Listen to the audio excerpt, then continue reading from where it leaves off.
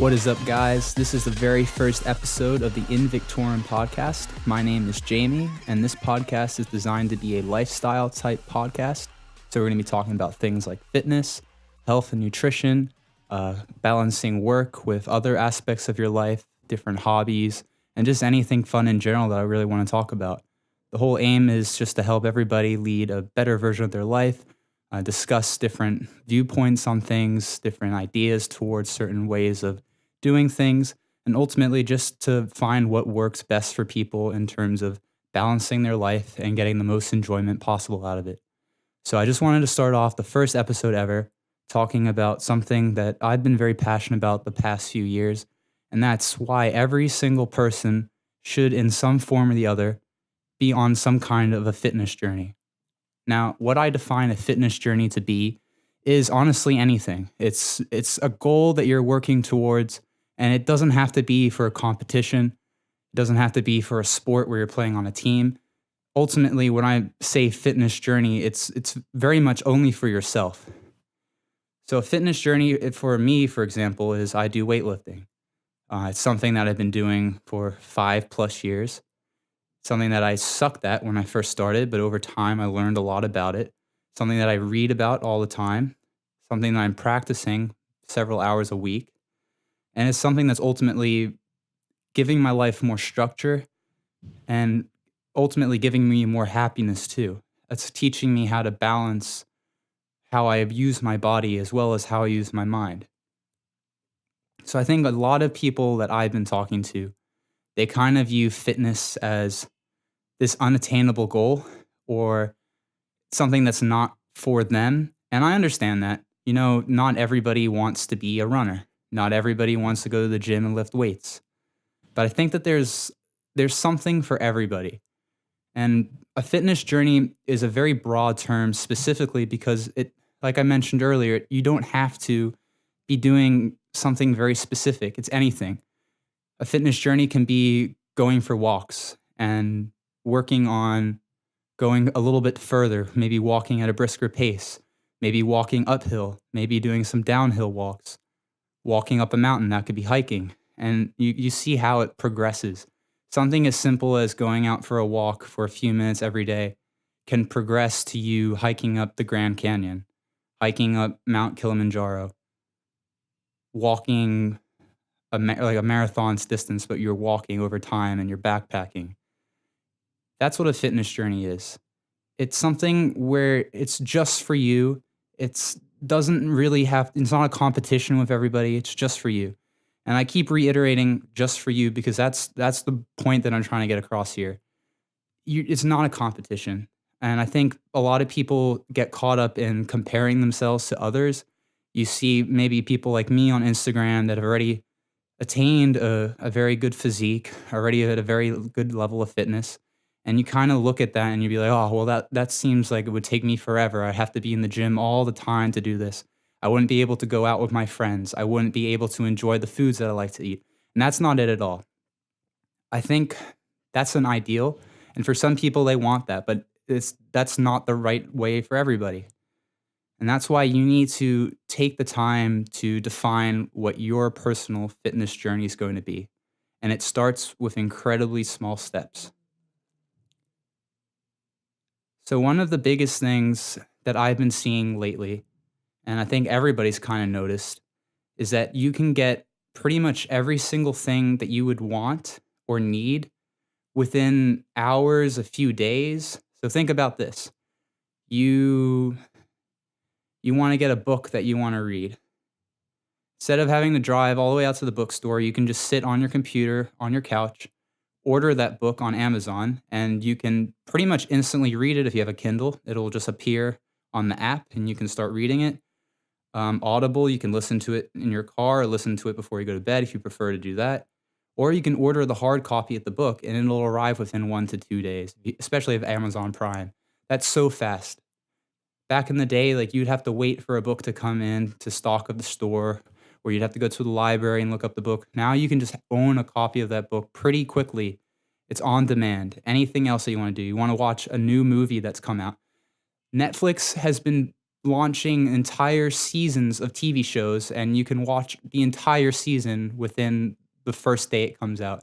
That's something that we've never been able to do before. Before, you would have to wait each and every week, and sometimes there'd be like a 3-month break between the show, and then you're waiting and waiting. Now with Netflix and other streaming services, you can just watch that immediately. What about your phone? If you want to go check up and see what your friends are doing, you can see that pretty much instantly, right? You can go on to whatever app you want. You can send someone a snap message, a Snapchat, send someone a DM, and you can even see when they've read it. Everything is on demand. When you want it, you can get it. And that's why a lot of people have been struggling with finding structure in their lives, because they're so used to having everything come within a few hours or a few days. If you start something new, you're not going to be good at it for a long time. And I think that's the biggest barrier to entry for most people. If you want to go out for a run to start becoming a runner, you're not going to be able to run very far the first time you do it. And it's going to suck. And then your lungs are physically going to start hurting as your rib cage is getting worked and starts expanding. Your legs are going to ache. You're going to get shin splints. And that sucks. It's an awful experience for a beginner. When you start something new, you want it to be great. You're expecting to rate it 5 stars. Otherwise, you're just going to skip over it and be done. But for fitness, that's never the case ever. You're never going to go into your first workout session and then the next day feel amazing. You're going to feel sore. You're going to feel sore as fuck, and it's going to suck. And that's why people quit, right? People don't want to struggle in the beginning anymore. People always want what's easy, and they want things now. They want to be able to lose 10 pounds in 2 weeks, even though that's completely unrealistic. They want to go from not even being able to squat to be squatting as much as the people they see on YouTube within a few months. And I'm sorry, that's just not realistic. But that's all the more reason to stick with it. Because a fitness journey for many people that aren't really being challenged in their lives, that can be the very first thing, or maybe it's something that they're going to take on as the next challenge that's actually going to challenge them. It's actually going to be difficult. It's not going to be easy for a long time. And the sad thing is you're not even going to see the results you want to see for months, years. Honestly, I didn't see the fitness results that I wanted for years. Sure, as I was doing it, I was getting better every single month. I would look back to the previous month and I was a bit better where I was before. Looking at it 6 months, I was better than if I had never done it. But the vision that I had for myself of what I wanted to look like and how strong I wanted to be, that took 4 years. 4 years of dedicated work, going into the gym when all my friends were out partying, watching my food when everybody else was just having cakes and pastries. And I'm not saying that I never do those things. I go out sometimes and I enjoy some sweets every once in a while, but it was a transition. I had to cut all of that stuff back. I couldn't just live how I wanted to maybe instinctively live. I couldn't eat cake for breakfast every day, for example.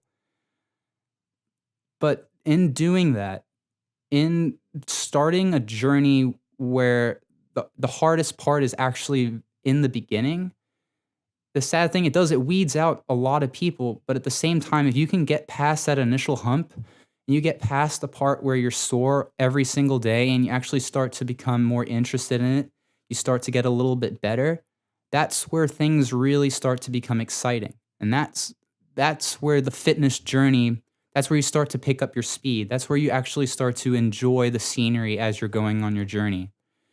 And the effects aren't just the health effects. People often don't realize that going to the gym not every single day, sorry, going to the gym a few times a week, dedicating their time to doing that, that's time that you're dedicating only for yourself. If you're going to the gym and you're getting fitter and stronger and faster and more endurance, that's not something that your friend's going to get the benefits of. That's just for you. It's something that's special. And it's teaching you that if you consistently work towards a goal that you've set for yourself, over time, you're going to make progress towards it. And a lot of people are missing that these days. You're missing the journey. You're expecting things too fast. So let's back up a little bit. We've kind of discussed what's so special about starting a fitness journey and why everybody should do it. But I wanted to talk about some specific benefits that people probably realize already but haven't really been told. So if you think about it, the body and the mind, right? Your brain and how you think and how you perceive things, there are biological impulses involved in that. Sure, everybody has their own personality and everyone's born with their own maybe innate gifts or innate talents. Some of it is from being nurtured. But if you imagine a car with its engine and you put the best engine possible in a car and it's clean and everything's working correctly, how do you think that car is going to perform compared to another car, the same exact car, with a shittier engine? How do you think it's going to perform? It's going to be way better. The same thing is true with how your body interacts with your mind, right? If you train your body and you're feeding it the best nutrients possible and you're taking time to take care of yourself, it's going to affect the way that you think in a very important and really cool way. A healthy body is in a healthy mind, or that's an old Latin saying. I think I've messed it up. A healthy mind is in a healthy body. And that's entirely true. The more that you're actually training physically your body, you're training your mind, everything's just firing at a much higher level. For me, for example, at work, I'm much better able to handle stress. Why? Because I've done something way more stressful that day. If I woke up in the morning and squatted heavy and got really sweaty, my blood was pumping, my heart was at like 160 to 180 beats per minute, just working hard for an hour, and then I go and then there's like a little tough thing at work, you know what? It doesn't stress me out as much because I've already done something way more difficult. My body and my mind are attuned to be able to handle those kind of stresses and adapt to it. And that's not something you're going to get immediately. You're not going to get that the first week. You might not even get that the first month. But if you stick with it, that discipline that you're building in the gym and those healthy habits that you're building by going to the gym and taking the time out of your schedule to dedicate to that, it's going to help every single other aspect of your life. Every single other aspect. If you want to start taking piano lessons, and you're already going to the gym consistently and you've built up that habit of discipline, it's going to be so much easier to get into a habit of practicing piano when you're supposed to a few times a week because you've already built up the habit of doing something else consistently. And not only that, you're going to have more energy to do those kind of things.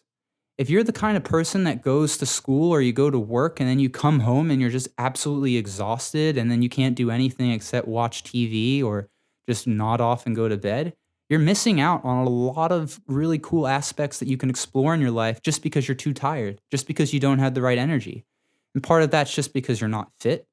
Part of that is because you're not eating the right things. And it has a huge effect. If you aren't feeding your engine or you're not feeding your car and your engine the best possible fuels and taking care of that engine and cleaning it and making sure that it's optimized and firing at its max potential, you're missing out. You're not going to be able to do those things. It's going to be difficult. It's going to be difficult to start new things. It's going to be difficult to get good at new things. But if you build a foundation through a fitness journey, it opens up the door for so much more. So much more. No matter what you want to do, it's going to assist you. You want to start a dance class, especially for very physical things. You want to become a dancer. You want to do anything. Having that fitness foundation of not only discipline, but just strength and conditioning and endurance, it's going to make everything easier. Everything is going to become easier if you start a fitness journey and you stay consistent with it. And the cool thing is that everybody has bad habits, right? Let me talk about one of my bad habits. Sometimes I play way too much Xbox. I love the game Minecraft. Absolutely love it. I'm building my own world in there, my own town, my own community. But sometimes I get so caught up in my Minecraft world that I neglect everything that's happening in my real world. That's a bad habit. playing a few hours on the weekend, a few hours a week, that's fine. But what I was doing was spending entire weekends for 8 hours each day playing Minecraft. And then during the week, I'd come home.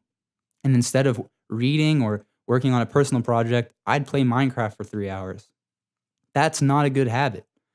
But as I started to iron out my fitness habits and become more consistent with those and become more consistent with my nutrition, building up that pattern of habits made it so much easier to cut out my bad habits because they conflict.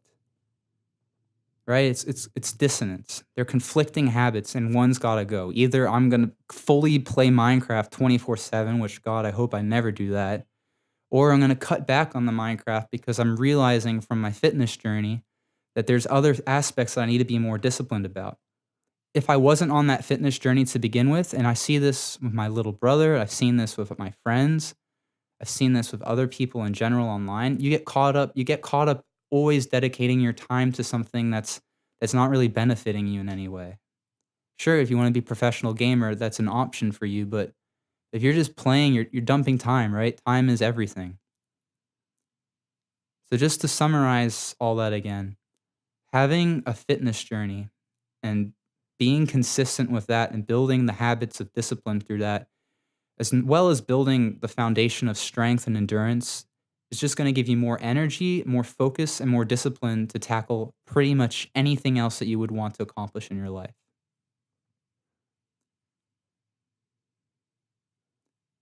So I hope you guys enjoyed this first episode. I'm hoping that I can make this a weekly thing.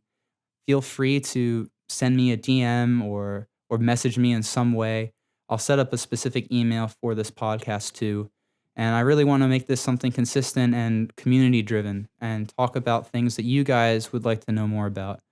Talk about other aspects of lifestyle. As I mentioned before, I'd like to talk about how I balance my work as a software developer with everything else that I'm doing and what my focuses are on a day-to-day basis, how I'm building habits, things that I'm working on, because I think that it's all applicable to everybody. I think our it's like a human experience that we have a lot of very similar things that we're confused about and we're struggling with.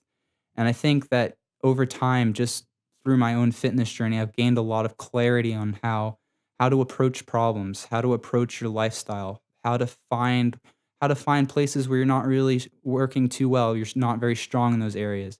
How to also find balance, how to know when to take a step back and actually just have fun. So this was the very first episode of the Invictorum podcast. I hope you enjoyed it, and I'd love to hear from you guys. Thank you.